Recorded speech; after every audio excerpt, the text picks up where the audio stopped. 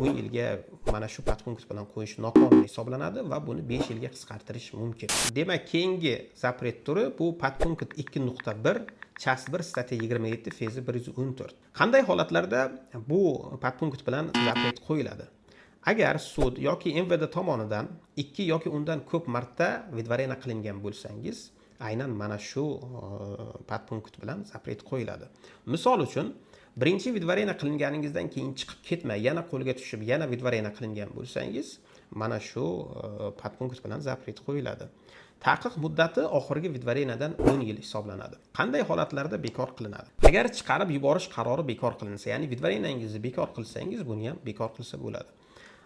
Ikkinchi asos bo'ladigan buni bekor qilishga holat, agar bir kunda aytaylik 2 marta vidvarena qilishgan bo'lsa, misol uchun 18.8 va 18.10 bilan, ya'ni ham registratsiyangiz yo'qligi uchun, ham patentsiz ishlaganingiz uchun sizni vidvarena qilishgan bo'lsa, bu ikkita vidvarena hisoblanadi va ba'zi holatlarda bir kunda ichida mana shu ikkita vidvarena uchun ham aynan mana shu podpunkt bilan zapret qo'yishadi.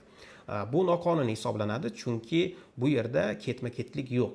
Ya'ni takroran vidvarena holati yo'qligi uchun 10 yilga mana shu podpunkt bilan qo'yish noqonuniy hisoblanadi va buni 5 yilga qisqartirish mumkin. Agar sizda yoki yaqinlaringizda zapret bor bo'lsa, bizga murojaat qiling. Bekor qilish imkoniyati bor yoki yo'qligini ko'rib chiqib aytamiz. Agar boshqa zapret turi bilan zapret qo'yilgan bo'lsa, profilimizga o'ting. Har bir zapret turi haqida batafsil ma'lumot berganmiz.